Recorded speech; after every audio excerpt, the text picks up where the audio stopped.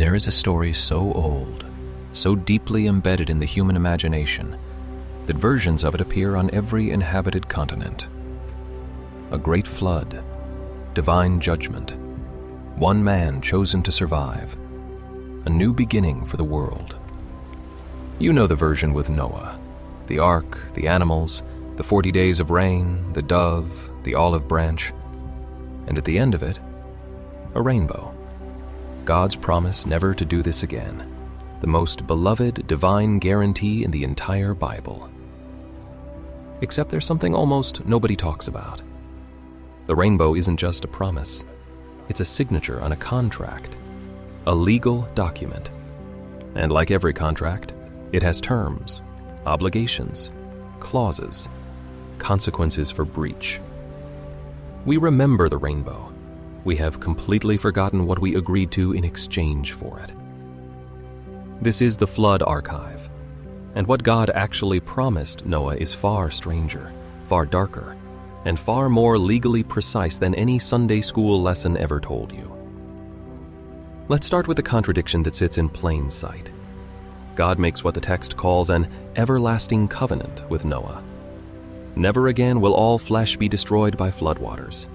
Never again will a flood destroy the earth. That's Genesis chapter 9, verses 11 and 15. An eternal guarantee, unconditional, forever. And yet, the world is full of floods. Tsunamis that killed 200,000 people in a single day.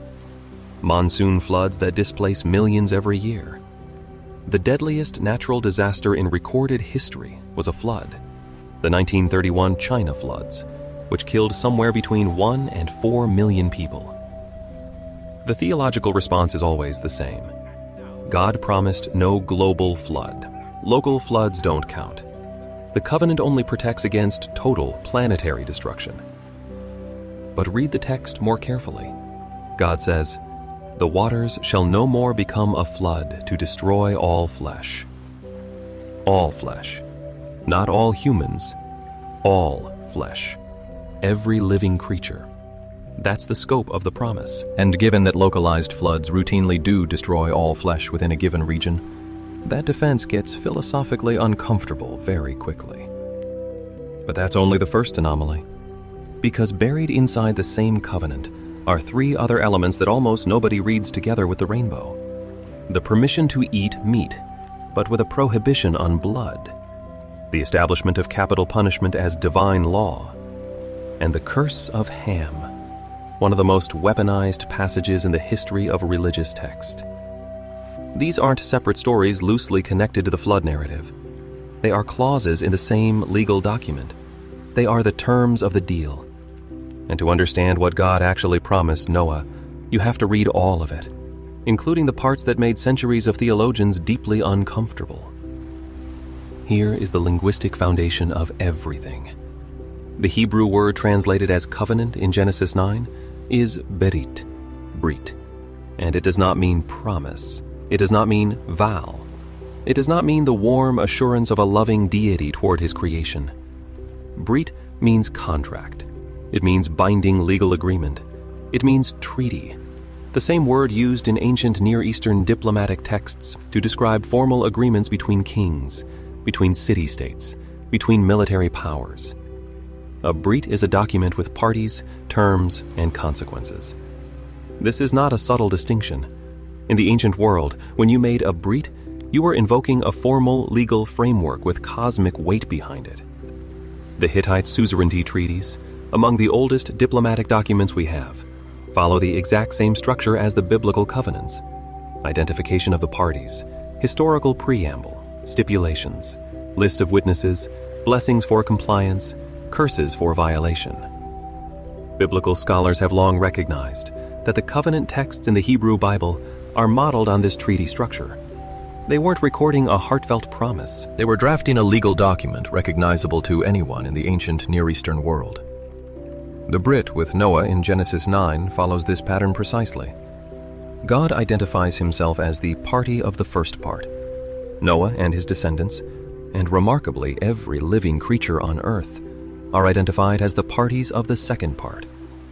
The rainbow is established as the sign of the covenant, the equivalent of a royal seal on a treaty document.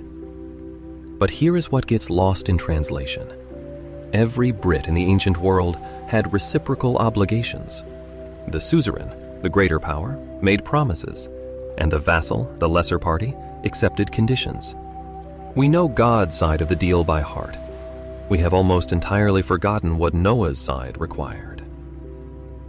Genesis 9, verses 1 through 7. Before God makes his promise, he issues a series of directives to Noah. These are the terms. This is what the weaker party agreed to in exchange for the rainbow. And they are extraordinary. First, be fruitful and multiply. Fill the earth. Second, every living creature is given into your hand. You may now eat meat, something that was not permitted in the pre-flood world, where Genesis implies a vegetarian diet. But here is the condition. You shall not eat flesh with its life, that is, with its blood. Third, whoever sheds the blood of a human, by a human shall that person's blood be shed. Capital punishment is installed as a divine mandate. Fourth, and running underneath all of this, the authorization for Noah's descendants to organize society, to govern, to establish the hierarchies of the post-flood world. This is a constitutional document. It is the legal charter for the world after the reset. And the rainbow at the end of it is not just a pretty symbol. It is the closing seal on a binding agreement. Now let's step back and see what the Noahic Covenant actually establishes, because when you read it as a legal and political document, rather than a children's story, what you find is a complete restructuring of the relationship between humanity, the natural world, and the divine. Before the flood, the text of Genesis implies a specific kind of world. Eden is vegetarian.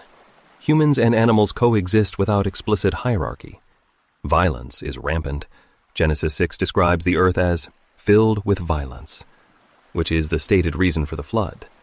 But there is no formalized legal system for dealing with it. The flood is not just a punishment, it is a factory reset. And the Noahic Covenant is the operating system installed after the reset.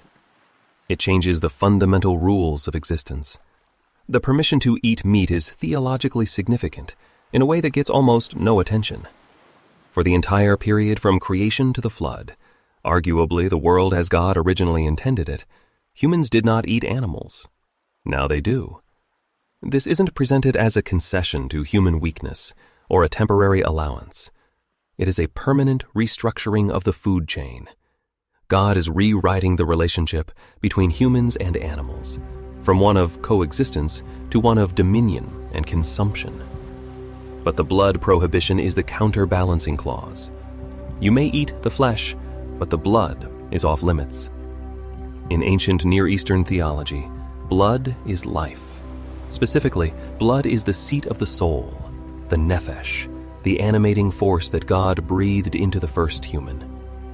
To consume blood is to consume life itself, which remains God's exclusive domain. You may have the body of the animal, the soul still belongs to the divine. This single clause, do not eat blood, became the foundation of the entire Jewish dietary law system. The laws of kashrut, the elaborate rules about how animals must be slaughtered and how meat must be prepared, all trace back to this one sentence in the Noahic Covenant. A contract clause signed by Noah in the 9th chapter of Genesis became the regulatory framework for how millions of people eat their food 3,000 years later. Then there is the capital punishment clause. Whoever sheds the blood of a human, by a human shall that person's blood be shed. This is the establishment of human government as a divinely sanctioned institution. Before the flood, there is no human authority authorized to execute justice. After the flood, the community of humans is given the right, and implicitly the obligation, to enforce the prohibition on murder through lethal force. This is the theological foundation of the state, of law, of the entire concept of legitimate human authority over life and death.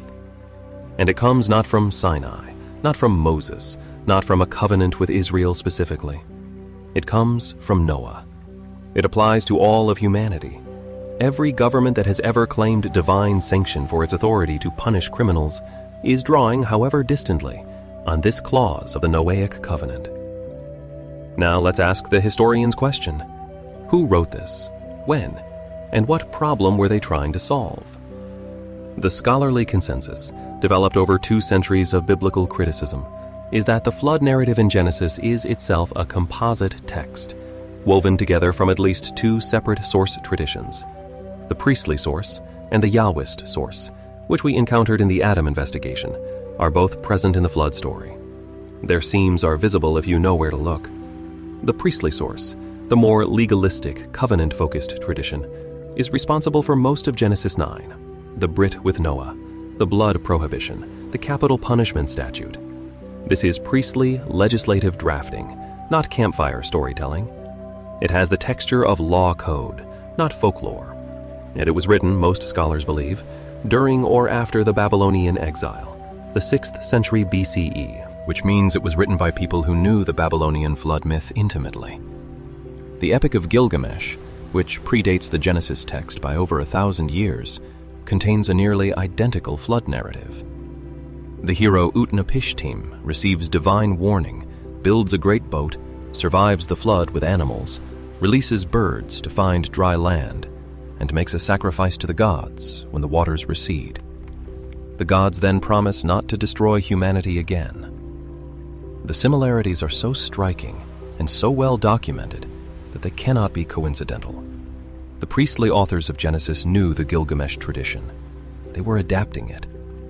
But they were adapting it for a specific purpose, to establish not just a flood story, but a legal and theological framework for the world their readers actually lived in. That world needed answers to specific questions. Why do we eat meat when the original paradise was vegetarian? The Noahic Covenant answers it. Why does the state have the right to execute criminals?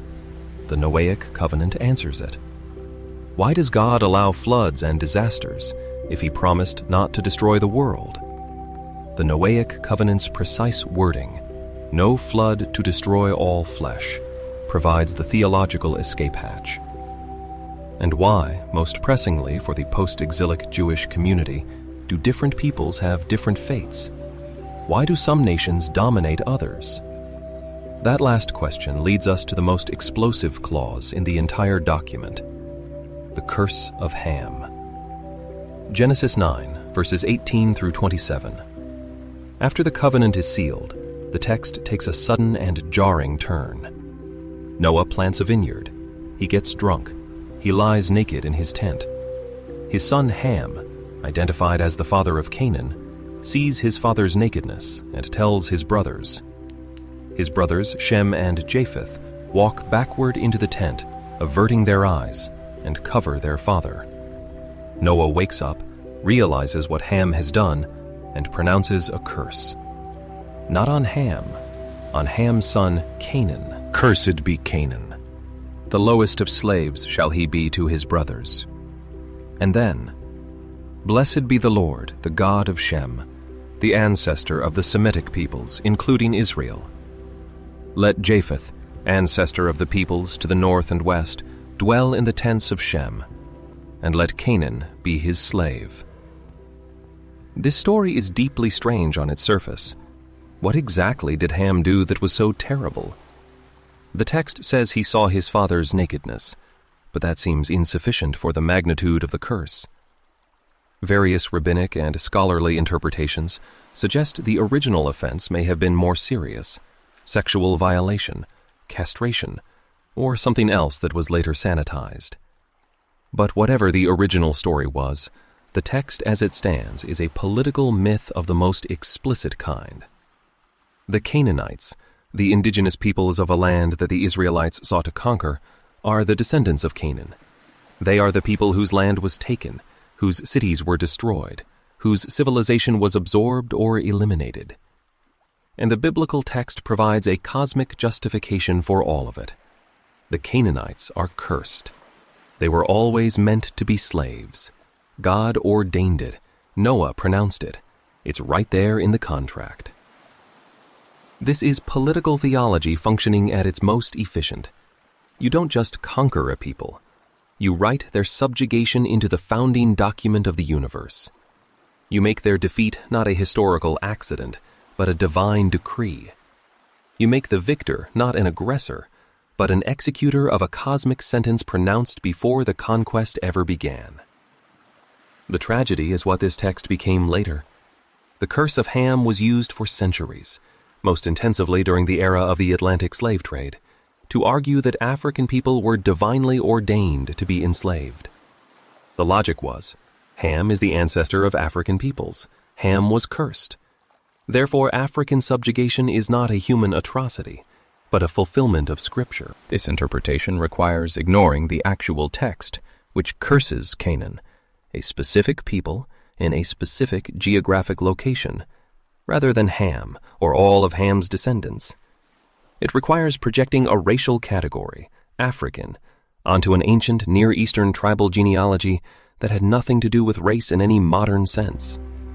And it requires treating a passage of political myth as a license for industrial-scale human trafficking. But the mechanism is the same one we traced in the Adam investigation. Take a text, strip its original political context, reframe it to serve a new agenda. Use the authority of the sacred to legitimize the political, and seal the whole thing with the signature of God. Let me address the objection directly, because I know what the pushback is. First objection. You're reading ancient mythology as if it were modern legal code. These were stories told to explain the world. They weren't meant to be parsed like contracts. The response? The ancient authors parsed them exactly like contracts. The entire rabbinic legal tradition, the Talmud, the responsa literature, the codification of Jewish law, is built on the premise that these texts carry precise legal meaning. When the Talmud debates whether it is permissible to eat the liver of a certain animal, it is deriving that ruling from the blood prohibition in Genesis 9. The ancient world absolutely read these texts as legally binding. We're the ones who decided to treat them as poetry. Second objection. The Noahic Covenant is proof of God's love and mercy. The rainbow is a gift. Why focus on the dark clauses? Because you cannot understand what the rainbow means if you don't understand what it was sealing. A peace treaty is a beautiful thing, but you only need a peace treaty when there has been a war. The rainbow is God's signature on a document that includes the permission to kill animals, the mandate to execute murderers, and the divine curse on an entire people. The beauty of the sign does not neutralize the weight of what it represents. Third objection. The curse of Ham is not in the covenant itself. It's a separate episode. The text places it in direct sequence with the covenant, in the same chapter, as the immediate aftermath of the flood narrative. Ancient editors were not careless about structure. The placement is deliberate. The curse of Ham is the first thing that happens in the post-covenant world. It is the covenant's first consequence. The new legal order established by the Brit immediately produces a hierarchy of peoples. That connection is not accidental. Let's name what happened to this text. Because the process by which a complex legal document became a children's story about a rainbow and some cute animals is itself a case study in how we sanitize the things we can't explain and erase the things we can't defend. Stage 1. Selection. We chose the visually appealing elements of the story: the rainbow, the dove, the olive branch, 2 by 2, the ark as a vessel of salvation, rather than a document of liability. Stage 2. Isolation. We separated those elements from their context. The rainbow gets its own imagery, its own cultural symbolism, its own emoji. It floats free of the contract it was meant to seal. Stage 3. Sentimentalization. The Brit, the hard bilateral legal covenant, becomes a unilateral promise, God's gift to humanity. No conditions, no obligations, no clauses about blood or execution or the subjugation of Canaan, just love, rendered in 7 colors. Stage 4. The inconvenient clauses become specialized knowledge. The blood prohibition becomes the province of Jewish dietary law, respected but understood as particular, not universal. The capital punishment mandate becomes a debate topic for theologians. not a covenant obligation remembered by ordinary believers. The curse of Ham becomes something educated people know about, but rarely discuss in public. Stage 5. The sanitized version enters the culture so completely that it becomes the default reality. Noah's Ark is a toy, a nursery decoration, a symbol of innocence and new beginnings. The covenant it was part of, the legal framework for a post-catastrophe world, complete with its blood laws and its racial hierarchies, and its institutionalization of human violence as divine mandate, is simply no longer visible. That is how a constitutional document becomes a children's book, not through censorship, through curation, through the slow, patient selection of the parts that feel good, and the equally patient forgetting of the parts that don't. Here is where I want to leave you. The Noahic Covenant is described in the text as an everlasting covenant. The Hebrew is brit, a covenant of eternity. God explicitly says, "This is the sign of the covenant that I establish between me and you and every living creature for all future generations." All future generations, which includes us. If it's a contract, and the word brit makes clear that it is, then both parties have ongoing obligations. God's obligation is the one we remember, no total flood. Humanity's obligations are the ones we've forgotten, the blood prohibition, the prohibition on murder, the filling of the earth. But contracts have breach clauses. What happens when the obligations of one party are not met? What happens when humanity, across millennia, has violated every single term it agreed to? Wars that have killed hundreds of millions. Factory farming that processes animals on a scale Noah could not have imagined, with blood flowing in quantities that make the ancient prohibition seem almost quaint. Genocides, the enslavement of peoples, the systematic violation of every principle the covenant was designed to establish. If the Brit Olam is a real contract, and not just a beautiful symbol, then the question is uncomfortable. Does a party who has comprehensively breached their obligations still enjoy the protections of the agreement? Can humanity continue to rely on the rainbow while ignoring every clause that came before it? Or is the covenant already void? Not dramatically canceled, not torn up in the presence of witnesses, just quietly, technically, legally expired, because the party of the second part stopped performing their obligations so long ago that most people have forgotten the obligations ever existed. We look at the rainbow and feel reassured.